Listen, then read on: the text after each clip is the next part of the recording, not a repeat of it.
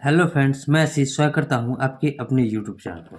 Friends, जैसा कि आप सभी पता है कि इसमें जो ये अंकित सर का ऐप है, इसमें जो एसएससी जीडी का मिनी मॉक टेस्ट आ रहा है उसे हम लोग सॉल्व कर रहे हैं। ठीक है, इसमें मैथ के सवालों को, जो मैथ का मिनी मॉक है उसे हम लोग सॉल्व कर रहे हैं। इससे पहले देखिए, ये हम वीकली मॉक को भी सॉल्व करते हैं और मिनी मॉक को में भी जो मैथ का सवाल है उसे भी हम लोग सॉल्व कर रहे हैं। ठीक है, इससे पहले जो मॉक आया था, इससे पहले मतलब हर दो दो दिन पर आ रहा है मैथ और रीजनिंग का और हिंदी, मतलब सबका जो है सेक्शन वाइज मॉक आ रहा है, मिनी मॉक। ठीक है, तो इसमें हम लोग मैथ के सेक्शन को सॉल्व कर रहे हैं। इससे पहले का अगर आपने वीडियो नहीं देखा, उसका भी हमने मिनी मॉक सॉल्व किया है। अगर आपने वो वीडियो नहीं देखा है तो उसका प्लेलिस्ट बना हुआ है, आप वहाँ से चेक कर सकते हैं। ठीक है, उसका आपको लिंक भी मिल जाएगा, डिस्क्रिप्शन में उसका लिंक भी होगा, और चाहे जाकर आप चैनल पर जाकर देख सकते हैं। तो पहले का भी हमने सॉल्व करा दिया है। आज की इस वीडियो में जो है हम लोग 21 दिसंबर 2023 को जो मिनी मॉक मैथ का अपलोड हुआ है उसे हम लोग सॉल्व करेंगे। तो पूरा वीडियो जरूर देखिएगा, इसमें आपको बहुत कुछ सीखने को मिलेगा। ठीक है, हम कोशिश करेंगे कि आपको अच्छे से समझाते हुए कम टाइम के अंदर आपको पूरा मैथ समझा दे। ठीक है, अगर देखिए 25 मिनट का यहाँ टाइम रहता है और 20 क्वेश्चन रहता है। अगर 25 मिनट के अंदर जितना क्वेश्चन होता है हम उसे बताने का प्रयास करते हैं, और कुछ ज़्यादा भी टाइम अगर लग जाता है तो उसे हम सबमिट होने के बाद बता देते हैं। वैसे हम कोशिश करेंगे कि 25 मिनट के अंदर ही आपका सॉल्व करा दे। वैसे समझाने में थोड़ा टाइम जाता है, इसीलिए थोड़ा टाइम ज़्यादा लग जाता है। ठीक है, तो हम आपको पूरी तरह से कोशिश करते हैं कि आपको पूरा समझाते हुए बनाए। अगर आपको वीडियो अच्छा लगे तो शेयर जरूर कीजिएगा ताकि और लोगों के पास भी पहुंच सके। ठीक है, इससे पहले यानी कि 19 तारीख को भी जो आया था मैथ, उसे भी हमने सॉल्व करा दिया है। आज हम इसमें 21 दिसंबर 2023 को मिनी मॉक जो आया है उसे सॉल्व करेंगे। और इसमें देखिए, मॉक लगाने से आपका टाइम बहुत मैनेज होगा, मिनी मॉक से ही आपका टाइम मैनेज होगा। और मैथ रीजनिंग में जितना आप बढ़िया स्कोर कीजिएगा उतना आपके लिए बेहतर होगा। ठीक है, तो चलिए हम लोग टेस्ट स्टार्ट करते हैं। और 25 मिनट हम लोग आराम से समझते हुए पूरे क्वेश्चन को देखेंगे, और उसके बाद अगर 25 मिनट में जितना क्वेश्चन होता है ठीक है, और नहीं तो आगे सबमिट होने के बाद हम बता देंगे। वैसे कोशिश रहेगा हमारा कि 25 मिनट के अंदर आपको ज़्यादा से ज़्यादा क्वेश्चन करा दे। ठीक है, तो स्टार्ट टेस्ट करते हैं। टेस्ट स्टार्ट हो गया। अब देखिए, जो क्वेश्चन नंबर 1 है, क्वेश्चन नंबर 1 में क्या करा है, अब केवल क्वेश्चन को हम लोग बनाते हैं। क्वेश्चन कह रहा है कि किसी वस्तु को 1122 रुपये में बेचने से 12% की हानि होती है। यदि वस्तु को 1224 रुपये में बेचा जाता है तो लाभ या हानि प्रतिशत क्या होगा। देखिए, जब 1122 रुपये में बेच रहे हैं तो 12% की हानि हो रही है, यानी कि 88% का वैल्यू है किसके बराबर, 1122 के बराबर है। क्योंकि यहाँ जो है 12% की हानि हो रही है, यानी कि 88% पर बेचा जा रहा है। तो अब देखिए, हमसे पूछ रहा है कि 1224 रुपये में जब हम बेचेंगे तो हमारा क्या होगा, लाभ होगा या हानि होगा, और कितना का लाभ होगा या फिर कितना का हानि होगा। तो देखिए, तो जब 1122 है बराबर 88% के, तो 1224 किसके बराबर हो जाएगा, तो कहिएगा कि 88 बटे में 1122 और गुना का जो हो जाएगा 1224 के बराबर हो जाएगा। ठीक है, तो अब देखिए, इसको इसको 11 से कटाएंगे तो 8, और इसको 11 से कटाएंगे तो कितना हो जाएगा, 11 कम 11, 11 दूनी 22 हो जाएगा। ठीक है, अब इसको देखिए, अब ये 102 से देखिए ये सीधे 12 से चल जाएगा, क्योंकि 1200 12 दूनी 24, तो 12 से चल गया तो 12 8 कितना हो गया 96%। अब देखिए 96% 100 से कितना कम है, तो कहिएगा 4% कम है। 100% पर हमारा क्रैमुल होता है तो 4% ये कम है, यानी कि 4% का जो है लॉस हो रहा है। क्योंकि जब हम 12% हानि हो रहा था तो इसे हम 88% लिखे, 100 में से घटा कर लिखे, तो यहाँ 4% का लॉस हो रहा है, इसलिए यहाँ 96% आंसर आ रहा है। तो 4% का देखिए इसमें प्रॉफिट भी है, ऑप्शन सी में है 4% का प्रॉफिट, ऑप्शन बी में है 4% का लॉस। तो हमारा जो ऑप्शन बी हो जाएगा राइट आंसर हो जाएगा, क्योंकि हमारे पास 4% का लॉस आया है, तो ऑप्शन बी जो हो जाएगा राइट आंसर हो जाएगा। ठीक है, अब देखिए जो नेक्स्ट क्वेश्चन है, question number second. Question number second कैसे बनेगा, क्वेश्चन क्या है, क्वेश्चन कर रहा है कि 1400, देखिए 14 है, ठीक है, 21 है, 28 है का हमारे चतुर्थ अनुपाती यानी कि x का मान हमें बताना है। तो बस इसे सॉल्व कीजिए। क्या करेंगे, तो 14 बटा में 21 बराबर का हो जाएगा 28 बटे में x। 14 दूनी 28, x बराबर कितना हो जाएगा, 21 दूनी 42, यानी कि 42 जो हो जाएगा हमारा राइट आंसर हो जाएगा, जो कि ऑप्शन ए में है। तो ऑप्शन ए जो हो जाएगा राइट आंसर हो जाएगा। ठीक है, अब देखिए जो नेक्स्ट क्वेश्चन है, question number third. Question number third कैसे बनेगा, क्वेश्चन नंबर थर्ड क्या कर रहा है, क्वेश्चन है कि एक चोर ने एक दुकान से 8:15 PM पर जेवर चुराए, 60 किलोमीटर पर घंटे की चाल से बाइक से भाग गया। पुलिस को 8:30 PM बजे सूचना दी गई। यदि पुलिस चोर को 9 PM बजे गिरफ्तार करना चाहता है तो पुलिस जीप की न्यूनतम चाल क्या होगी, यही क्वेश्चन है। देखिए 8:15 बजे जो है चोर जो है चोरी करके निकल रहा है, और 8:30 PM पर जो है पुलिस को सूचना दी गई। अब 60 के स्पीड से 8:15 से 8:30 कितना हो जाएगा, तो कहिएगा 15 मिनट हो जाएगा। 15 मिनट को घंटा में चेंज करेंगे तो बटे 60 करेंगे, तो कितना डिस्टेंस क्या होगा, ये है उस चोर का स्पीड और ये लिया उसने टाइम, तो कितना डिस्टेंस, यानी कि स्पीड इंटू टाइम बराबर क्या होता है डिस्टेंस। डिस्टेंस कितना तय किया, तो कहिएगा 15 किलोमीटर। यानी कि अब इस 15 किलोमीटर जो चोर भाग गया है, उसी को 15 किलोमीटर को तय करके पुलिस को पकड़ना है, और जिस दिशा में चोर भागा है उसी दिशा में पुलिस भी भागेगा, यानी कि जब उसका डायरेक्शन सेम है तो चाल माइनस होगा। तो अगर पुलिस की चाल को हम x मानते हैं पुलिस की चाल को, तो उसमें से जो है चोर का चाल घटेगा, यानी कि -60 हो जाएगा, क्योंकि जो है डायरेक्शन दोनों का सेम है तो चाल आपस में माइनस होगा। अब उन्हें तय करना है 15 किलोमीटर के डिस्टेंस को, और टाइम कितना लिया है, तो 8:30 PM में पुलिस को जैसे ही खबर मिली है वो कह रहा है कि हम 9 PM तक उसे पकड़ना चाहते हैं, यानी कि आधे घंटे का टाइम मिला है। आधा घंटा क्या लिखेंगे 1/2, यानी कि x - 60 बराबर किसके हो जाएगा, तो कहिएगा 15 दूनी 30 के। तो यहाँ से x बराबर कितना हो जाएगा, x बराबर हो जाएगा 90 किलोमीटर पर आवर। 90 क्यों है, क्योंकि ये माइनस है तो उधर जाकर प्लस हो जाएगा, तो 90 किलोमीटर पर आवर जो हो जाएगा हमारा पुलिस का चाल हो जाएगा, जो कि ऑप्शन बी में है। तो ऑप्शन बी जो हो जाएगा राइट आंसर हो जाएगा। ठीक है, उम्मीद करते हैं आपको समझ में आ गया होगा।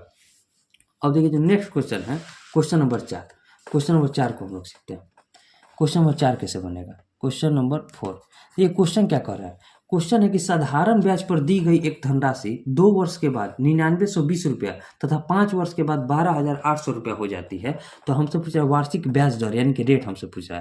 तो ये क्वेश्चन क्या करेगा, 5 ईयर्स में जो राशि है कितना हो गई, तो 12800 हो गई, और 2 साल में जो राशि हुई थी वो कितना हुई थी, तो 9920 रुपया। तो यहाँ देखिए साल में कितना का अंतर है, तो कहिएगा 3 साल का। 3 साल में राशि कितनी बड़ी है, तो दोनों के बीच अंतर कितना हो जाएगा 0, जो 10 में से 2 गया 8, यहाँ कितना बचा 17 में से 9 गया 8, 17 में से देखिए 17 में से यहाँ 10 में से 2 गया 8, 17 में से 9 गया 8, और यहाँ क्या बचा 11, 11 में से 9 गया कितना बचा 2, यानी कि 2880 रुपया 3 साल में राशि हुआ। तो 1 साल में राशि कितना बड़ा है, तो इसमें 3 से भाग देंगे, तो 3 9 27, 1 6 3 6 18, 960 रुपये जो है 1 साल में बढ़ा है। तो पहले हमें यहाँ से मूलधन निकालना पड़ेगा। तो अब देखिए 2 साल में मिश्रधन हो गया है 9920, तो 2 साल में पहले ब्याज कितना मिला होगा, तो 96 का दुगना कितना हो जाएगा 2 6 के 12, 2 9 18 और 1 19, यानी कि 1920 रुपये जो है उसका ब्याज बढ़ा है। तो P प्लस 2 साल का SI बढ़ा है, तो कितना हो गया है राशि, तो कहिएगा 9920 रुपया। यहाँ से P यानी कि मूलधन निकालेंगे तो कितना हो जाएगा 2 साल के ब्याज को, यानी कि इसको हम घटाएंगे, तो 1920 रुपये का जो इसमें से हम घटाएंगे तो कितना हो जाएगा 0008, 8000 रुपया आ गया हमारे पास, मूलधन आ गया। अब हमें रेट निकालना है, तो रेट बराबर क्या हो जाएगा, 1 साल का ब्याज क्या है इसका, तो 1 साल में ब्याज लग रहा है 960 रुपये का, और मूलधन कितना है 8000। हमें परसेंटेज बताना है, तो रेट निकालने के लिए हमें परसेंटेज बताना होगा, तो 100 से गुना करेंगे। यहाँ 2 जीरो से 2 जीरो काट दिए, 1 जीरो से 1 जीरो काट दिए, 12 8 कितना होता है 96, यानी कि रेट आ गया हमारे पास 12%।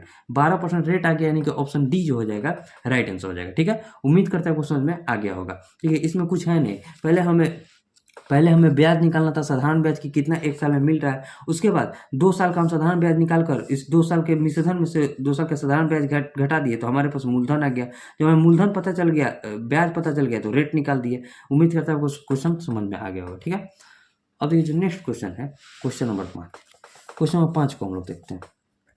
क्वेश्चन नंबर 5 में क्या कर रहा है, क्वेश्चन है कि यदि ब्याज की गणना और अर्धवार्षिक चक्रवृद्धि रूप से निकटतम पूर्णांक तक की गई है, तो 7200 रुपये की राशि पर 20% की वार्षिक दर से 18 महीने के चक्रवृद्धि ब्याज। देखिए रेट जो है हमारा, जो रेट है वो अर्धवार्षिक रूप से, मतलब रेट अगर यहाँ 20% है तो अर्धवार्षिक में कितना लगेगा 10%, 6 महीने पर कितना रेट लगेगा, यहाँ 12 मंथ में 20% है तो 6 महीने पर रेट हमारा 10% का लगेगा। मूलधन है हमारे पास 7200 का। ठीक है, इस पर 10% का रेट 3 बार लगेगा, क्योंकि 18 मंथ के लिए हमें कर रहा है। तो यहाँ देखिए 6 मंथ पर रेट लग रहा है 10% का, तो 18 मंथ के लिए 3 बार रेट लगना चाहिए। ठीक है, देखिए समझिए, यहाँ 6 मंथ पर रेट बोल रहा है कि 10% का, तो 18 मंथ पर हमारा 3 मंथ का 3 बार जो है रेट लगना चाहिए। तो यहाँ भी 10% का रेट लगेगा, यहाँ भी 10% का लगेगा, और यहाँ भी 10% का लगेगा। ठीक है, अब ये ट्री मेथड है। 7200 का 10% कितना हो जाएगा 720, यहाँ भी हो जाएगा 720, और यहाँ भी हो जाएगा 720। लेकिन CI में क्या होता है, ब्याज पर भी ब्याज लगता है, तो इस पर 10% का ब्याज कितना हो जाएगा 72, इसका 10% 72 इस पर भी लगेगा, और 72 इस पर भी लगेगा। इस पर जो ब्याज होगा ये दोनों पर लगेगा, फिर इसका 10% का ब्याज अगले वाले पर लगेगा, तो इसका 10% 720 का कितना हो जाएगा 72। अब देखिए ये जो 72 है ब्याज का ब्याज, इसका भी ब्याज, इसके ब्याज पर भी 10% का ब्याज लगेगा, यानी कि 7.2 का और लगेगा। अब सबको जोड़ दीजिए, यहाँ 7.2 है। ठीक है, 7.2 को अब सबको जोड़ेंगे, तो कितना हो जाएगा 720 में 3 से गुना करेंगे तो कितना हो जाएगा, तो कहिए 72 तिया 216 होता है, यानी कि 2160 हो जाएगा। यहाँ भी 72 तिया कितना हो जाएगा 216, तो इसमें 216 को जोड़ेंगे, और फिर ये एक 7.2 है तो इसको भी जोड़ दीजिए 7.2 को। अब सबको जोड़िए तो यहाँ 0.2 हो जाएगा, सबको जोड़ेंगे तो कितना हो जाएगा 0.2 हो जाएगा। 7 देखिए 7 और 6 13 होता है, 7 6 13 होता है, ठीक है। इसके बाद यहाँ 6 1 7, 7 और 1 8 हो जाएगा, 21 और 2 कितना होता है 23, 2383 रुपया 20 पैसा जो हो जाएगा टोटल CI हो जाएगा। ये नीचे वाला ही हमारा CI होता है। तो 2383 रुपया 20 पैसा कौन सा ऑप्शन होता है, निकटतम पूर्णांक तक बताना है, तो ऑप्शन बी हमारा निकटतम पूर्णांक तक है 2383 रुपया। तो यही जो हो जाएगा हमारा राइट आंसर हो जाएगा। इन सबको जोड़ना है, नीचे वाले को सबको जोड़ेंगे तो हमारा जो है टोटल CI प्राप्त हो जाएगा, ठीक है। उम्मीद करते हैं आपको समझ में आ गया होगा। अब देखिए जो नेक्स्ट क्वेश्चन है, क्वेश्चन नंबर 5 के बाद क्वेश्चन नंबर 6 को देखते हैं, ठीक है। देखिए यहाँ तो टाइम का जो होता है, थोड़ा टाइम का बाउंडेशन होता है, इसलिए थोड़ा फास्ट हम बताते हैं, ठीक है। अब देखिए क्वेश्चन नंबर 6 क्या कर रहा है। क्वेश्चन नंबर 6 क्वेश्चन कह रहा है, क्वेश्चन को पढ़िए, देखिए 1 मिनट। देखिए क्वेश्चन क्या कर रहा है, क्वेश्चन कह रहा है कि मुद्रित मूल्य पर 21% छूट देकर पुस्तक बेचने के बाद किसी दुकानदार को 21% का लाभ होता है, तो पुस्तक के क्रय मूल्य और विक्रय मूल्य का अनुपात क्या होगा। देखिए मुद्रित मूल्य पर 21%, मान लीजिए MP कितना, मुद्रित मूल्य यानी कि MP कितना है 100 है, तो इस पर हम कितना 21% का छूट देकर कितना में बेच रहे हैं, तो कहिएगा 79 रुपये में बेच रहे हैं। अब 79 रुपये में बेच रहे हैं तो हमारा CP है, इस पर भी जो है 21% का लाभ होगा, तो ये जो है 121% का वैल्यू है। CP निकालने के लिए कितना का वैल्यू है, इस पर 21% का लाभ हो रहा है, यानी कि 121% का वैल्यू कितना है 79 है। तो यहाँ से 100% का वैल्यू निकालेंगे जो कि हमारा CP हो जाएगा, क्योंकि क्रय मूल्य हमारा हमेशा 100% पर होता है। तो इसका 100% कितना हो जाएगा, तो कहिएगा 79 बटे में 121 और गुना का 100 हो जाएगा, ठीक है। ये हमारा आ गया CP, ये हमारा CP आ गया, और हमें SP पता है। तो देखिए CP और SP का हमसे रेशियो पूछ रहा है, तो CP कितना है 79 गुना 100 और बटे में 121 है, और रेशियो में SP कितना है, तो कहिएगा 79 है SP। अब यहाँ से देखिए 79 से 79 को काट दिए, यहाँ बचा 100 और रेशियो है नीचे में 121 है, तो उधर चला जाएगा, यानी कि यहाँ हो जाएगा 121। तो CP और SP का रेशियो कितना आ गया 100 रेशियो 121, जो कि ऑप्शन बी में है। तो ऑप्शन बी जो हो जाएगा राइट आंसर हो जाएगा, ठीक है। उम्मीद करता है आपको समझ में आ गया होगा। अब देखिए जो नेक्स्ट क्वेश्चन है, क्वेश्चन नंबर 7, क्वेश्चन नंबर 7 को देखते हैं। क्वेश्चन क्या कर रहा है कि 120 किलोमीटर की यात्रा के दौरान राही पहले 60 किलोमीटर की दूरी को 60 किलोमीटर पर घंटे की गति से और अगले 30 किलोमीटर की दूरी को 60 किलोमीटर प्रति घंटे की गति से और शेष 30 किलोमीटर की दूरी को 30 किलोमीटर प्रति घंटे की दूरी से तय करती है, ठीक है, गति से तय करती है। तो औसत गति यानी कि एवरेज स्पीड हमसे पूछ रहा है। तो एवरेज स्पीड बराबर क्या होता है, टोटल डिस्टेंस, ठीक है, अपॉन टोटल टाइम होता है, ठीक है। तो टोटल डिस्टेंस क्या है, तो 120 किलोमीटर की यात्रा कर रही है, ठीक है। उसमें देखिए तो टाइम हमें हम निकालना है, तो पहले 60 किलोमीटर की दूरी को जो है 60 घंटे में तय किया जा रहा है। फिर अगले 30 किलोमीटर की दूरी को जो है कितना, अगले 30 किलोमीटर की दूरी को 60 किलोमीटर पर घंटे की तय किया जा रहा है। फिर जो शेष 30 किलोमीटर की दूरी है उसे जो है 30 किलोमीटर पर आवर के स्पीड से तय किया जा रहा है। तो यहाँ देखिए डिस्टेंस अपॉन स्पीड बराबर टाइम हो जाएगा, तो हमारा टोटल टाइम भी निकल गया। अब हमारे पास टोटल डिस्टेंस है 120, अब बटे में टाइम निकालेंगे तो यहाँ हो जाएगा देखिए 1, और यहाँ हो जाएगा 1/2 और यहाँ हो जाएगा 1, ठीक है। यानी कि 1 और 1 2 और आधा अढ़ाई हो जाएगा। तो अढ़ाई को क्या लिखेंगे 5/2, यानी कि 120 बटा क्या हो जाएगा 5 और गुना का 2 हो जाएगा, ठीक है। 5 से इसको कटाएंगे तो 24, 24 दूनी कितना होता है 48। तो 48 किलोमीटर पर आवर जो हो जाएगा हमारा, 48 किलोमीटर पर आवर जो हो जाएगा हमारा स्पीड हो जाएगा, ठीक है। तो 48 किलोमीटर पर आवर कौन सा ऑप्शन में है, तो कहिएगा कि ऑप्शन सी में जो है 48 किलोमीटर पर आवर दिया है, तो ऑप्शन सी जो हो जाएगा राइट आंसर हो जाएगा, ठीक है। उम्मीद करते हैं क्वेश्चन में आ गया होगा। अब देखिए जो नेक्स्ट क्वेश्चन है, क्वेश्चन नंबर 8, क्वेश्चन नंबर 8 को हम लोग देखते हैं। क्वेश्चन नंबर 8 कैसे बनेगा, देखिए क्वेश्चन आपको दिख रहा होगा। क्वेश्चन क्या कह रहा है, क्वेश्चन है कि पाइप ए और बी किसी टैंक को क्रमशः 8 घंटे और 12 घंटे में भर सकते हैं, ठीक है, जबकि पाइप सी पूरे टैंक को 6 घंटे में खाली कर सकता है। यदि ए और बी को 3 घंटे के लिए खोला जाता है फिर बंद कर दिया जाता है, तो सी को तुरंत खोल दिया जाता है, तो पाइप सी टैंक को कितने समय में भरेगा। देखिए यहाँ समझिए, पाइप ए जो है, ए किसी टैंक को भरता है 8 घंटे में, और बी जो है, बी उस टैंक को कितना घंटे में भर सकता है, तो 12 घंटे में, और सी टैंक जो है खाली करता है लेकिन 6 घंटे में पूरा टैंक को खाली कर देता है, ठीक है। ये खाली करने वाला टैंक है। तो यहाँ पहले तीनों का एलसीएम यानी कि टंकी का पूरा क्षमता हम लोग निकाल लेंगे, तो तीनों का एलसीएम कहेगा कि 24 हो जाएगा। 8 इसका एफिशिएंसी कितना हो जाएगा 8 3 के 24, 12 दूनी 24 और 6 4 के 24, लेकिन सी जो है खाली करता है तो इस पर माइनस का साइन होगा। अब क्वेश्चन में क्या कर रहा है कि ए और बी को हम कितना 3 घंटे के लिए खोल रहे हैं, तो 3 और 2 5 5 की एफिशिएंसी से 3 घंटे के लिए खोलेंगे तो कितना 15 जो है टंकी में पानी भर जाएगी। अब सी को खोल देते हैं, तो अब सी जो है इस टंकी को खाली करेगा, यानी कि 15 जो भरा है टंकी उसको 4 के एफिशिएंसी से सी खाली करेगा तो कितना देर में खाली कर देगा। तो हमें पूर्णांक में बताना है, तो 4 3 12 3 अब बट्टे में 4, यानी कि 3.3/4 घंटे में जो है सी उस टंकी को खाली कर देगा। तो 3.3/4 कौन सा ऑप्शन में है, तो कहेगा ऑप्शन सी में है, तो ऑप्शन सी जो हो जाएगा राइट आंसर हो जाएगा। ठीक है, उम्मीद करते हैं आपको समझ में आ गया होगा। अब देखिए जो नेक्स्ट क्वेश्चन है, क्वेश्चन नंबर 9।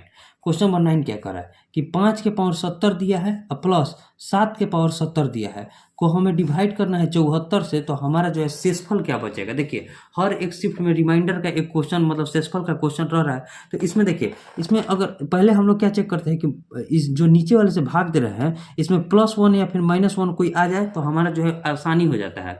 लेकिन रिमाइंडर का बहुत सारा नियम होता है। इसमें देखिए, इसमें जो है दूसरा नियम काम करेगा। एक रिमाइंडर का जो नियम कहता है हमारे पास कि देखिए x के पावर n है और प्लस जब y के पावर n है, तो ये जो संख्या होती है, अगर ये जो होती है x प्लस y से हमेशा डिविजिबल होती है, x प्लस y से जो है हमेशा विभाजित होगी जब x के पावर n और y के पावर n हो। लेकिन इसमें n जो होता है, n हमारा हमेशा ऑड नंबर यानी कि विषम संख्या होना चाहिए। ठीक है, हम जो बोल रहे हैं आप समझिएगा, x के पावर n प्लस y के power n x plus y से हमेशा विभाजित होगी जब n जो होता है हमारा विषम संख्या यानी कि ऑड नंबर होता है। देखिए ये जो नियम है, ये जो नियम है इस क्वेश्चन पर अप्लाई होगा। समझिए कैसे, इसको हम क्या लिखेंगे, तो कहिएगा 5 के पावर 2 लिख सकते हैं, के पावर 70 लिख सकते हैं। उसी तरह इसको क्या, सॉरी इस के पावर 35 लिख सकते हैं, 35 दूनी 70 हो जाएगा। इसको क्या लिखेंगे, तो 7 के पावर 2 के पावर 35 लिखेंगे और बटे में 74 है। अब देखिए यहाँ है 25, यहाँ है कितना 25 हो जाएगा ना, 25 के पावर 35 और प्लस जो है यहाँ 49 के पावर 35 हो जाएगा, 49 के पावर 35 और बटे में हो जाएगा 74। अब देखिए समझिए 49 और जब 25 और 49 को जोड़ेंगे, देखिए यहाँ x प्लस वाई कितना हो जाएगा, तो 25 और 49 को जब हम जोड़ेंगे तो किसके बराबर आ जाएगा, तो कहिएगा 74 के बराबर आ जाएगा, जो कि नीचे वाला है। यानी कि इसको हम लिख सकते हैं x के पावर, ये देखिए x के पावर n है और प्लस y के पावर n है और 74 जो है x प्लस वाई है, यानी कि 25 प्लस 49 है, तो हमेशा जो है इससे डिविजिबल होगा, यानी कि 74 जो है इन पूरी संख्या को काट देगा। जब पूरा संख्या को काट देगा तो हमारे पास शेषफल तो कुछ बचेगा नहीं, तो शेषफल हमारे पास क्या बचेगा, 0 बचेगा। तो 0 जो कि ऑप्शन डी में है, तो ऑप्शन डी जो हो जाएगा राइट आंसर हो जाएगा। देखिए ये तो हो गया एक फॉर्मूला। वैसे ही आगे आते जाएगा तो जितना भी रिमाइंडर का जो नियम होता है हम आपको बताते जाएंगे। एक यहाँ विषम वाला आया तो विषम वाला एक और सीख लेते हैं। एक जो होता है, देखिए अगर मान लीजिए यहाँ तो है x के पावर n और प्लस y के पावर n है, तो ये जो होते हैं x प्लस y से हमेशा डिविजिबल होगा। लेकिन अगर देखिए कब, जब n होता है हमारा ऑड नंबर, जब n हमारा ऑड होगा। लेकिन जब n ऑड होगा और होगा x के पावर n और माइनस का y के पावर n जब हो जाएगा, तो इसमें जो होती है संख्या हमारी x और y, x माइनस y से जो होती है डिविजिबल होती है। ठीक है, तो इन दोनों नियम को आप ध्यान में रखिएगा। यहाँ ऑड वाला आया तो हम ऑड वाला बता देंगे, जब इवन वाला आएगा तो इवन वाला भी बता देंगे। ठीक है, जैसे जैसे क्वेश्चन, यहाँ टाइम थोड़ा कम होता है इसलिए हम आपको कम बता रहे हैं, तो इसे आप ध्यान में रखिएगा। तो इसका जो हो जाएगा ऑप्शन डी जो हो जाएगा राइट आंसर हो जाएगा। ठीक है, अब देखिए जो नेक्स्ट क्वेश्चन है, क्वेश्चन नंबर 10। क्वेश्चन नंबर 10 को हम लोग नेक्स्ट पेज पर लेते हैं। ठीक है, एक मिनट, क्वेश्चन नंबर 10 कैसे बनेगा। क्वेश्चन नंबर 10 क्या करें, देखिए क्वेश्चन नंबर 10 है कि यदि किसी आयत की लंबाई 4 सेंटीमीटर कम कर दी जाती है और चौड़ाई 2 सेंटीमीटर बढ़ा दी जाती है तो उतने ही क्षेत्रफल का वर्ग बन जाता है, तो मूल आयत का परिमाप क्या है। देखिए अब देखिए 9 मिनट का समय है, जितना क्वेश्चन हो सकता है हम बनाएंगे।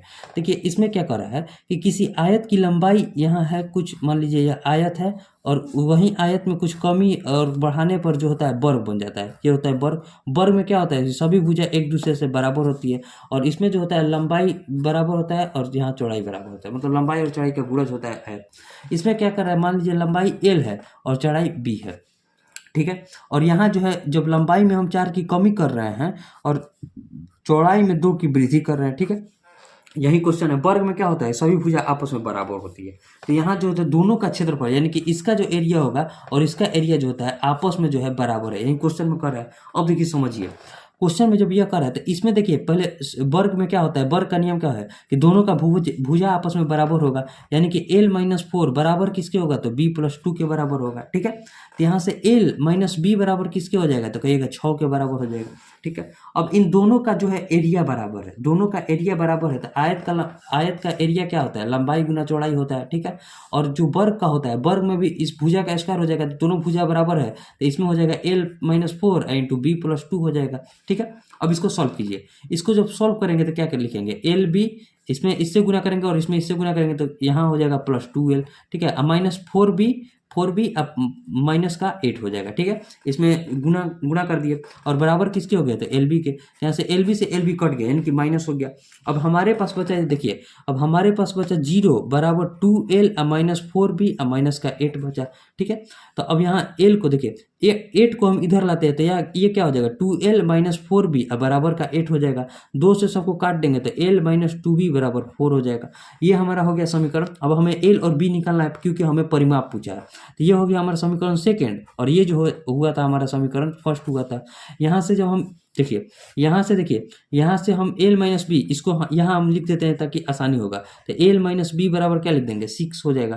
तो इसको देखिए, यहाँ माइनस हो जाएगा, यहाँ प्लस हो जाएगा, यहाँ माइनस हो जाएगा, माइनस से माइनस को कटा दिए। -2b में से b घटेगा तो -b बचेगा, और 4 में से 6 घटेगा तो -2 बचेगा। यानी कि यहाँ से b बराबर आ गया हमारे पास 2।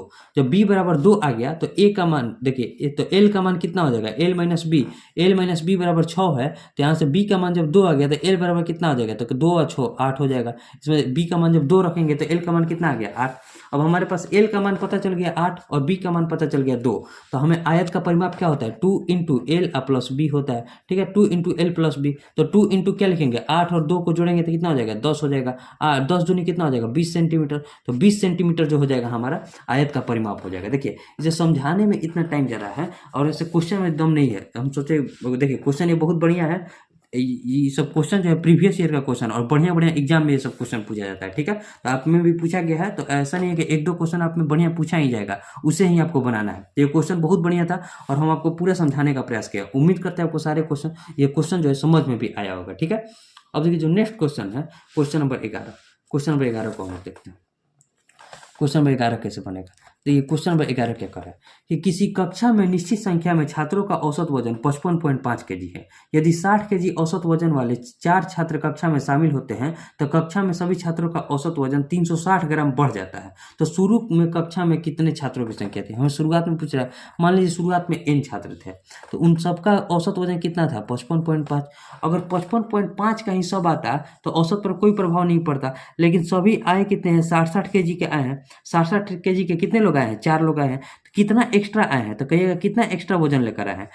तो 60 में से जब 55.5 को घटाएंगे तो 4.5 एक्स्ट्रा लाए हैं। 4.5 kg एक्स्ट्रा लाया और टोटल लोग कितने हैं, 4 लोग आए हैं। तो कितना एक्स्ट्रा आ गया, तो कहिएगा 18 kg एक्स्ट्रा आ गया, ठीक है। 18 kg आ गया। अब 18 kg के एक्स्ट्रा आने से जो है, 18 kg के एक्स्ट्रा आने से सभी पर जो है 360 ग्राम का प्रभाव पड़ा, यानी कि सभी का जो है 360 ग्राम वजन जो है बढ़ जा रहा है, क्योंकि 18 kg एक्स्ट्रा आ गया है। 18 kg वजन जो है ज़्यादा आ गया। केजी को ग्राम में चेंज करेंगे तो 1000 से गुना करेंगे, ठीक है। 1000 से गुना करेंगे, 1 0 से 0 कटेंगे, 18 से कटेंगे तो 18 दूनी 36, 100 कटेंगे तो 50। यानी कि ये 4 छात्र आने के बाद टोटल हमारे पास 50 छात्र बचे। तो जब 4 छात्र नहीं आए थे, यानी कि आरंभ में कितने थे, जब ये 4 छात्र नहीं आए थे तो आरंभ में 50 में से 4 घटा देंगे, कितना हो गया, 46 छात्र। यानी कि 46 छात्र जो हो जाएंगे आरंभ में छात्रों की संख्या थी, यानी कि ऑप्शन बी जो हो जाएगा राइट आंसर हो जाएगा, ठीक है। तो इतना बड़ा एवरेज का क्वेश्चन है, लेकिन आप इसे इतना शॉर्ट में भी बना सकते हैं। एवरेज के क्वेश्चन को आप बहुत शॉर्ट कर सकते हैं और हम आपको पूरा शॉर्ट में बताने का प्रयास भी किया, ठीक है। उम्मीद करते हैं वो क्वेश्चन समझ में आ गया होगा। अब देखिए जो नेक्स्ट क्वेश्चन है, क्वेश्चन नंबर 12। क्वेश्चन नंबर 12 जो है बोर्डमास से है। बोर्डमास में आप एक बार टाइम लीजिए, लेकिन सही करने का प्रयास कीजिए, ठीक है। अब ज़्यादा टाइम भी नहीं बचा हुआ है, 4 मिनट का समय बचा है। तो देखिए इसको करेंगे तो 6 3 18 और 5 23 बटा में 6 लिखेंगे, और प्लस में 3 के 9 और 2 11 बटा में 3 लिखेंगे, और प्लस इसमें कुछ समझाने लायक होता नहीं है। बोर्डमास में आप जो आपका नियम है वो उस नियम से आपको चलना पड़ेगा। 15 बटा 4 हो जाएगा, फिर 5 5 25 और 4 29 बटे में 5, और गुना का जो हो जाएगा 2 और बटे में 14 दूनी 28 और 29 हो जाएगा, ठीक है। अब इसको सोल्व कीजिए, 2 से कटाएंगे तो 2 हो जाएगा। अब यहाँ देखिए 2 से इसको कटाएं तो 2 और 5 से इसको कटाएं तो 3, 3 बटा 2 हो गया। यानी कि यहाँ बचा 11 बटा 3 और प्लस 3 बटा में 2 बचा, ठीक है। 3 बटा में 2 बचा। जब इसको सोल्व करेंगे तो कितना हो जाएगा, 3 दूनी का, यहाँ इसको भी लिख दीजिए ना, 23 बटा में 6। अब सबको एक साथ सोल्व कर दीजिए, सबको एक साथ सोल्व करेंगे तो कितना हो जाएगा, यहाँ 6 एलसीएम हो जाएगा, यहाँ हो जाएगा 23 और यहाँ कितना हो जाएगा 22 और यहाँ कितना हो जाएगा, तो कहिएगा कि 2 से जब इसको कटेंगे तो 9 हो जाएगा, ठीक है। 9 हो जाएगा, सही है ना। 23 बटा में 6, 3 बटा में 2 और 11 बटा में 3, ठीक तो है। 11। अब इसको सॉल्व कीजिए, 3 2 5 5 23 और 22 कितना होता है 45, 45 और 9 कितना होता है 54, 54 बटा में 6 कटाएंगे तो कितना हो जाएगा 9 6 का 54, यानी कि 9 जो हो जाएगा हमारा राइट आंसर हो जाएगा। तो बोडमास का पूरा सोल्यूशन कितना आ गया 9, जो कि ऑप्शन डी में। तो बोडमास में कुछ समझने लायक नहीं, वैसे ये बोडमास जो है थोड़ा ईजी है। अब देखिए जो नेक्स्ट क्वेश्चन है क्वेश्चन नंबर 13, क्वेश्चन नंबर 13 को हम लोग समझते हैं। क्वेश्चन नंबर 13 क्या कर रहा है, क्वेश्चन नंबर 13 है कि 3 संख्याओं का अनुपात दिया है, क्या है 3/4, रेशियो में दिया है 5/8 और रेशियो में दिया है 7/12। आगे क्या कर रहा है, यदि सबसे बड़ी संख्या और सबसे छोटी संख्या के बीच का अंतर 48 है तो हमसे सबसे बड़ी संख्या पूछ रहा है। तो पहले तीनों संख्या को बढ़िया रेशियो में लिख लेते हैं। तो नीचे वाले का एलसीएम कितना हो जाएगा, तो कहिए 4 8 12 का एलसीएम जो होता है 24 होता है। तो सब में हम 24 से गुना करेंगे। तो इसमें जब 24 से गुना करेंगे, देखिए इसमें भी हम 24 से गुना किए, तो एक को आप समझा दे रहे हैं, 4 6 का 24, 6 3 18 हो जाएगा। इसमें 24 से गुना करेंगे तो 8 3 के 24, 5 3 15 हो जाएगा। सब में 24 से गुना कर दीजिए, यहाँ भी 24 से गुना कर दीजिए, 12 दूनी 24, 7 दूनी का 14 हो जाएगा। यानी कि ये अब आपको पता चल गया कौन बड़ा है कौन छोटा है। तो यहाँ देखिए सबसे बड़ा ये है, सबसे छोटा ये है, दोनों के बीच का अंतर कितना है, तो 4 है। 4 का मान किसके बराबर है, क्वेश्चन में दिया है 48 के बराबर है। तो हमसे पूछ रहा है कि सबसे बड़ी संख्या, यानी कि सबसे बड़ी संख्या क्या है 18, 18 का मान पूछ रहा है। ठीक है, तो यहाँ कितना गुना है 12, तो इसमें भी हम 12 से गुना कर देंगे। 18 पर यहाँ कितना होता है 216, तो 216 जो हो जाएगा राइट आंसर हो जाएगा। तो यानी कि ऑप्शन बी जो हो जाएगा राइट आंसर हो जाएगा। ठीक है, उम्मीद करता हूँ क्वेश्चन में आ गया होगा। अब देखिए जो नेक्स्ट क्वेश्चन है क्वेश्चन नंबर 14, क्वेश्चन नंबर 14 हो सकता है कि बनाते बनाते सबमिट भी हो जाए, क्योंकि अब टाइम जो है 1 मिनट 20 सेकंड का बचा है। क्वेश्चन नंबर 14 तो सबमिट होने के बाद हम लोग बता देंगे, बढ़िया इस क्वेश्चन को समझा देंगे। ठीक है, अब ये क्वेश्चन नंबर 14 क्या कर रहा है कि एक ठोस लंबवृत्तीय बेलन का संपूर्ण पृष्ठ क्षेत्रफल 1617 सेंटीमीटर स्क्वायर है। ठीक है, यदि इसके आधार का व्यास 21 सेंटीमीटर है तो इसका आयतन ज्ञात करना है। देखिए लंबवृत्त का जो इसमें फॉर्मूला आपको याद होना चाहिए, जो संपूर्ण पृष्ठ क्षेत्रफल होता है क्या होता है 2πr × r+h होता है। ये बराबर किसके है, तो कहिएगा 1617 के हैं। यहाँ 2 गुने पाई का मान हो जाएगा 22/7 और आर देखिए जब व्यास हमारा 21 है तो व्यास का आधा त्रिज्या होता है, तो 21/2 हो जाएगा। यहाँ भी हो जाएगा 21/2 और प्लस इंच, क्योंकि हमें इंच निकालना पड़ेगा तब जाकर हमारा आयतन निकल पाएगा। ठीक है, तो अब इसमें देखिए 7 से इसको कटाएंगे तो 3 और 2 से इसको कटा दीजिए। ठीक है, यहाँ देखिए यहाँ जो हो जाएगा हमारे पास 3 से देखिए 11 से इसको कटाएंगे तो 2 हो जाएगा, और 11 से इसको कटाएंगे तो कितना हो जाएगा 11 से जब इसको कटाएंगे तो 11 कम 11 11 11 चौक 44, 11 7 77। 3 से इसको कटाइए, 3 से कटाएंगे 3 चौक 12, 3 9 27 हो जाएगा। यानी कि यहाँ से 2 बचेगा, यानी कि 21/2 और प्लस इंच बराबर हो जाएगा 49/2 के। तो इंच बराबर कितना हो जाएगा 49 में से 21 गया कितना बचा 9 में से 1 गया 8 और यहाँ 4 में से 2 गया 2, 28/2 यानी कि 14 के बराबर आ गया इंच। अब हमारे पास जो इंच पता चल गया आर पता है, तो हमें निकालना, देखिए सबमिट हो गया, सबमिट होने दीजिए, हम आपको पूरा बता देंगे। यहाँ देखिए 13 क्वेश्चन बना है, अभी तक 11,000, इसे बहुत सारे लोग जो है टेस्ट को दे रहे, तो आप भी टेस्ट को दे दिए। अब जो अनअटेम्प्ट क्वेश्चन है उसे हम लोग पहले सॉल्व करते हैं। अब यहाँ देखिए एच का मान हमें पता चल गया और आर का मान हमें पता है, तो हमसे पूछ रहा है कि बेलन का आयतन, यानी कि बेलन का आयतन कितना होता है πr² एच का मान पूछ रहा है। ठीक है, तो यहाँ हो जाएगा 22/7, आर का मान क्या है 21/2 इंटू 21/2, एच का मान हम निकाले हैं कितना आया 14 आया है। अब देखिए 7 दूनी का 14 कट जाएगा, हम आपको यहाँ गुना करने का नियम भी बताएंगे। 2 से इसको कटाएंगे तो 11 हो जाएगा। 21 का स्क्वायर कितना होता है कहिएगा 441 होता है। अब इसमें गुना करना है 11 से, तो देखिए 11 से गुना करने का नियम क्या होता है, इकाइयों को पकड़िए और लिख दीजिए। ठीक है, और उसके अगले वाले के साथ जोड़िए, 4 में 1 जोड़ेंगे तो 5, फिर इसमें अगले वाले को जोड़ेंगे तो 4 4 8 कितना हो जाएगा, 4 और 4 को जोड़ेंगे कितना हो जाएगा 8, और फिर इसको उतार दीजिए, यानी कि 4851 जो हो जाएगा उस बेलन का आयतन हो जाएगा। 4851 देखिए कौन सा ऑप्शन में था, तो ऑप्शन ए में था, तो यहाँ से ऑप्शन ए जो हो जाएगा राइट आंसर हो जाएगा। ठीक है, उम्मीद करता हूँ समझ में आ गया होगा।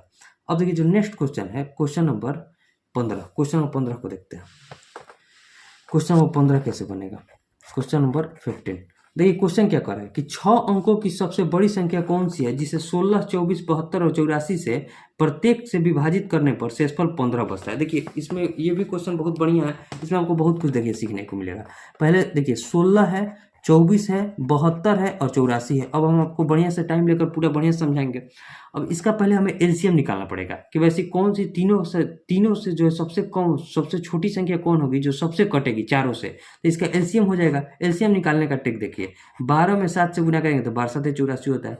72 कटाने के लिए 6 से गुना करना पड़ेगा। देखिए जब 72 कट गया तो 72 के अंदर ही 24 है, तो इसमें 24 कट जाएगा आराम से। अब 16 कटाने के लिए देख क्या है, इसमें 4 है और इसमें 2 है, तो 4 दूनी का 8 हो जाएगा, और एक 2 चाहिए तो इसमें और 2 से गुना करना पड़ेगा, यानी कि यही जो हो जाएगा उसका टोटल एलसीएम एलसीएम हो जाएगा। एलसीएम कितना हो गया, तो देखिए 12×7 = 84, ठीक है, और गुना 12 हो जाएगा। 84 में 12 से गुना करेंगे तो कितना हो जाएगा, 12×4 = 48, 12×8 = 96, 96 और 12 कितना होता है, 96 12 108, यानी कि देखिए 12×4 = 48 हो जाएगा, और 12×8 = 96, 96 और 4 100, यानी कि 1008 जो हो जाएगा उसका एलसीएम हो जाएगा 1008। अब देखिए सबसे ऐसी छोटी संख्या, सबसे छोटी संख्या 1008 है, जो 16 से भी कटेगी, 24 से भी कटेगी, 72 से भी कटेगी, 84 से भी कटेगी। लेकिन हमें 6 अंकों की संख्या बताना है, वो भी सबसे बड़ी संख्या। तो 6 अंकों की सबसे बड़ी संख्या क्या होती है, हम इसे यहाँ बताते हैं। 1088 है, सॉरी 1008 है, 1008 है। इसमें 6 अंकों की सबसे बड़ी संख्या होती है 6 ठो 9, ठीक है, 6 ठो 9 हो जाएगा। तो ये हमारी सबसे बड़ी संख्या हो जाएगी। तो पहले हम संख्या निकालेंगे कि वैसी संख्या कौन सी है जो हमारे सबसे 6 अंकों की सबसे बड़ी संख्या है, जो कि हमारी कटेगी 1008 से।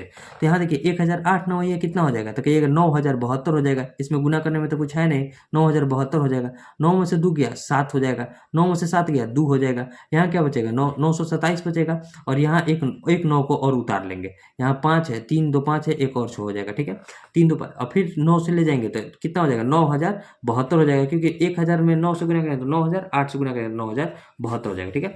9 में से 2 गया 7 बचेगा, 7 में से 7 गया 0 बचेगा, यहाँ 2 बचेगा, और एक और 9 को उतारते हैं, ठीक है। एक और 9 को उतारेंगे तो 1008 दूनी कितना हो जाएगा, तो कहिएगा 1008 में जब 2 से गुना करेंगे तो 2016 हो जाएगा।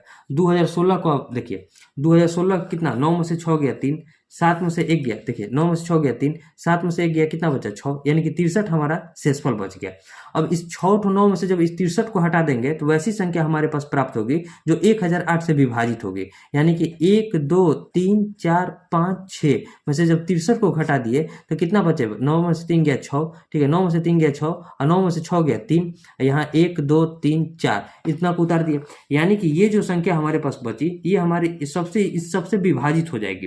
तो हमें 15 शेष भी तो बचाना है, क्योंकि क्वेश्चन में 15 शेष कर रहा है, तो इसमें और 15 को जोड़ दीजिए, हमारा वहीं शेष हो जाएगा। 36 15 कितना होता है 51, 1 2 3 4, तो यानी कि 4 ठो 9 और 51 जो हो जाएगी सबसे बड़ी संख्या हो जाएगी, जिसे हम 16 24 72 84 से विभाजित करेंगे तो हमारे पास जो है 15 शेषफल बचेगा, जो कि ऑप्शन बी में था। देखिए उसी टाइप में था, ऑप्शन बी जो हो जाएगा राइट आंसर हो जाएगा। वैसे इस टाइप का हम पूरा आपको मेथड बता दिए, आप इसे चाहिएगा तो ऑप्शन आपके पास 4 मौजूद है। सबसे बड़े वाली संख्या से आप स्टार्ट कीजिएगा, पहले 16 से विभाजित करके देखिएगा इसमें डी में, फिर उसके बाद बी में, डी ए बी चेक कीजिएगा, जिसमें आपको 15 शेषफल बचता हुआ दिखेगा सब में से आप वहां से आंसर लगा सकते हैं। वैसे आपको पूरा मेथड भी पता है, इतना हम आपको समझाने में टाइम लिया, लेकिन इसमें टाइम बिल्कुल नहीं लगेगा। जब आप इसका पूरा मेथड जानिएगा तो आपसे क्वेश्चन जो है आसानी से बन जाएगा, ठीक है। अब देखिए जो नेक्स्ट क्वेश्चन है क्वेश्चन नंबर 16। क्वेश्चन नंबर 16 को हम लोग देखते हैं, क्वेश्चन नंबर 16 कैसे बनेगा।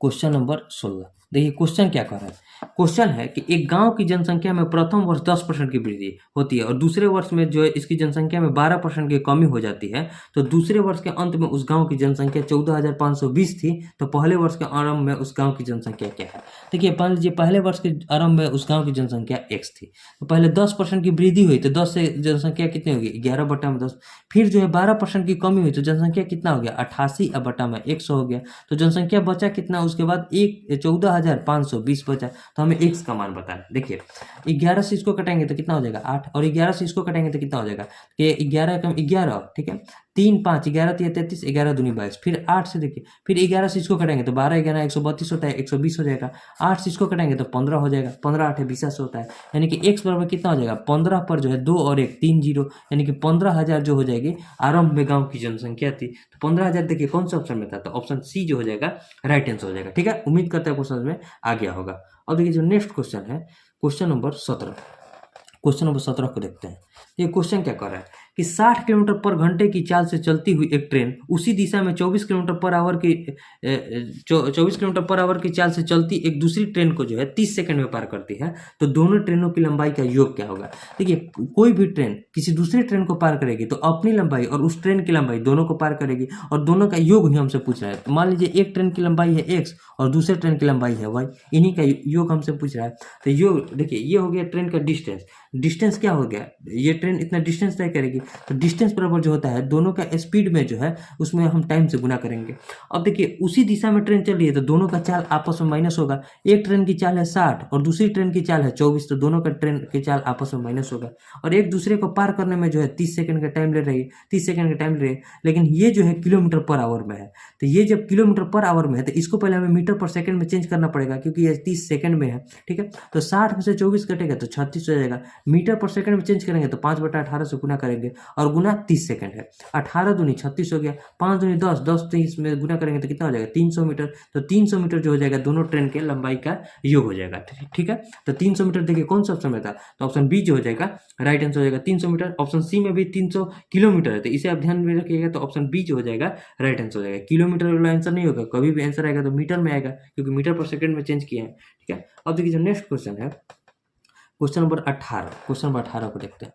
क्वेश्चन नंबर 18 कैसे बनेगा कि कुछ लकड़ी के फर्नीचर की कीमत 3 हाथों से गुजरने पर 65% बढ़ जाती है, ठीक है। यदि पहले और दूसरे विक्रेता ने कम से 20% और 25% का लाभ कमाया तो तीसरे विक्रेता का लाभ परसेंट क्या है। देखिए यहाँ मान लीजिए पहले क्या था 100 रुपया था, तो पहले विक्रेता ने उस पर 20% का लाभ कमाया तो कितना में बेच दिया 120 में बेच दिया। फिर दूसरे विक्रेता ने इस पर 25% का लाभ कमाया तो 25% इसका कितना हो जाएगा, तो 1/4 यानी कि 30 हो जाएगा, तो 150 में बेचा होगा। अब तीसरा जो है विक्रेता टोटल जो है लाभ इस 100 पर 65% का हो रहा है, यानी कि 65 रुपये का लाभ हो रहा है, यानी कि 165 में बेचा गया है, ठीक है। अब देखिए जो तीसरा विक्रेता है 150 रुपये के सामान को 165 में बेचेगा, ठीक है। यही क्वेश्चन कर रहा है, यानी कि 15 रुपये का जो है प्रॉफिट कमाएगा, ठीक है। 15 रुपये का प्रॉफिट किस पर कमाएगा, तो इस 150 पर कमाएगा और गुना 100 हमें परसेंटेज बताना है। 15 तो यहाँ 150 0 से 0 कटाएंगे, यानी कि 10% का जो है तीसरा विक्रेता इस पर प्रॉफिट कमा रहा है। तो 10% कौन सा ऑप्शन में है, तो ऑप्शन ए में है, तो ऑप्शन ए जो हो जाएगा राइट आंसर हो जाएगा, ठीक है। अब देखिए जो नेक्स्ट क्वेश्चन है क्वेश्चन नंबर 19 और क्वेश्चन नंबर 20, इन दो क्वेश्चनों को हम लोग देख लेते हैं, इसे हम लोग नेक्स्ट पेज पर देख लेते हैं, ठीक है। क्वेश्चन नंबर 19 को और क्वेश्चन नंबर 20 को, यही दो क्वेश्चन है। क्वेश्चन नंबर 19 क्या कर रहा है, क्वेश्चन है कि एक पाइप एक टंकी को 140 घंटे में भर सकता है, परंतु टंकी के तली में छेद होने के कारण टंकी को भरने में 160 घंटे लगते हैं। यदि टंकी पूरी भरी हो तो वह छेद टंकी को कितने घंटे में खाली करेगा। देखिए एक पाइप मान लीजिए ए है, ए उसमें है, वो 140 घंटे में उसे भर सकता है, लेकिन जब छेद है तो छेद और जब पाइप भरने वाला दोनों एक साथ काम कर रहे हैं तो टाइम 160 घंटे का लगा है, ठीक है। अब देखिए तो अब हमसे पहले दोनों का एलसीएम कितना हो जाएगा, जो कि हमारा टोटल वर्क हो जाएगा। एलसीएम निकालिए, एलसीएम निकालने के लिए इसमें क्या करेंगे 8 दूनी का 16, जीरो को भी भूल जाइए, 8 दूनी 16, 14 कटाने के लिए 7 से गुना करेंगे, 16 साथ कितना हो जाएगा 112, एक जीरो भूले थे तो उस जीरो को यहाँ लगा दीजिए, यानी कि दोनों का एलसीएम कितना हो जाएगा 1120 हो जाएगा। 140 से इसमें करेंगे तो 14 8 112 होता है और 16 साथ 112 होता है। अब देखिए यहाँ 7 दोनों को मिलने पर 7 एब्सेंस से क्यों आ रहा है, क्योंकि ये जो है भरने वाला पाइप है, यानी कि 8 के एब्सेंस से भर रहा है, तो ये जो खाली करने पाइप है यानी कि तली में जो छेद था ये खाली कर रहा होगा, यानी कि माइनस के एब्सेंस से -1 के एब्सेंस से इसे खाली कर रहा है, ठीक है। तो अब क्वेश्चन क्या करेगा, वो छेद टंकी को कितने घंटे में खाली कर देगा। अब देखिए टंकी यानी कि बी जो है कार्य करेगा, यानी कि ये छेद वाला जो छेद है वो कितना देर में काम करेगा, तो 1120 उसे खाली करना है टंकी की क्षमता को, और किस एब्सेंस से खाली कर रहा है, तो 1 के एब्सेंस से खाली करेगा, तो टोटल टाइम कितना लगेगा 1120 घंटे का। तो 1120 घंटा जो हो जाएगा हमारा राइट आंसर हो जाएगा, ठीक है। तो 1120 घंटा कौन सा ऑप्शन में था, तो ऑप्शन बी में था, तो ऑप्शन बी जो हो जाएगा राइट आंसर हो जाएगा, ठीक है। अब देखिए जो नेक्स्ट क्वेश्चन है क्वेश्चन नंबर 20 और लास्ट क्वेश्चन, क्वेश्चन नंबर 20 क्या कर रहा है कि किसी वस्तु का अंकित मूल्य 740 रुपया है, लगातार 15% और x% की छूट के बाद 566 रुपया 10 पैसा में बेचा जाता है, तो x का मान क्या है। देखिए उसी टाइप से इस क्वेश्चन को बनाइए, पहले 740 रुपया में अगर हम 15% का छूट यानी कि 85% पर बेचेंगे तो कितना रुपया में बेचेंगे, तो 0 से 0 कटा दीजिए, 5 से कटेंगे तो 2 और 5 से इसको कटेंगे तो 17 हो जाएगा, 2 से इसको कटेंगे तो 37 दूनी 74 होता है, ठीक है। 17 7 119, 17 3 51, 51 और 11 कितना होता है 62, 51 11 62, यानी कि 629 रुपये में बेचता है। लेकिन एक और छूट दिया है 629 पर भी एक और छूट देकर कितना में बेच रहा है, तो कहेगा 566 रुपया 10 पैसा पर बेच रहा है, तो और कितना का छूट दिया है, तो इसमें से घटाइए। जब इसमें से घटाएंगे तो पहले यहाँ 100 में से 10 कटा तो 0.90 हो जाएगा, और यहाँ 8 में से 6 गया 2 हो जाएगा, यहाँ कितना हो जाएगा, इसको 8 में 6, यहाँ 12 में से 6 गया 6 हो जाएगा और 0 हो जाएगा, ठीक है। यानी कि 62, इसमें दोनों का अंतर कितना हो जाएगा, तो 62 रुपया 90 पैसा, इतना का छूट दिया जा रहा है। फिर दोबारा किस पर, अब छूट जो है इस पर दिया जा रहा है 629 पर, ठीक है। 629 पर दिया जा रहा है, और परसेंटेज बताना है तो हमारा 100 से गुना करना पड़ेगा। देखिए पहले छूट पर तो 629 में बेचा गया है, फिर x% के छूट निकालने के लिए उसी x% का हम जो है मान निकाल रहे हैं। तो 62 रुपया 90 पैसे का छूट दिया जा रहा है किस पर, तो 629 पर, और गुना 100, इस 2 जीरो काटाएंगे तो ये पॉइंट हट जाएगा।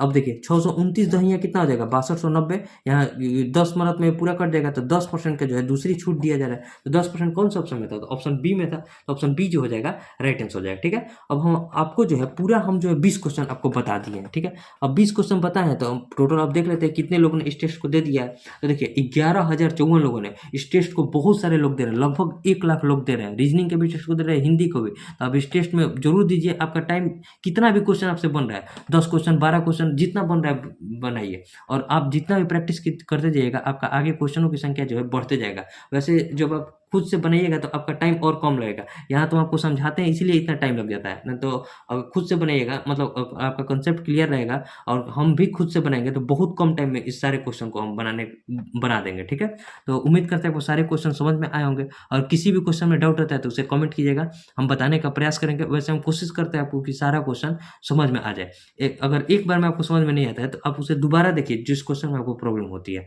फिर भी अगर समझ में नहीं आता है तो आप मतलब कमेंट कीजिएगा। ठीक है, उम्मीद करते हैं आपको सारे क्वेश्चन समझ में आए होंगे। वीडियो अच्छा लगा होगा तो उसे शेयर जरूर कीजिएगा ताकि और लोगों के पास पहुंच सके। और मिलेंगे नेक्स्ट वीडियो में, तब तक के लिए जय हिंद।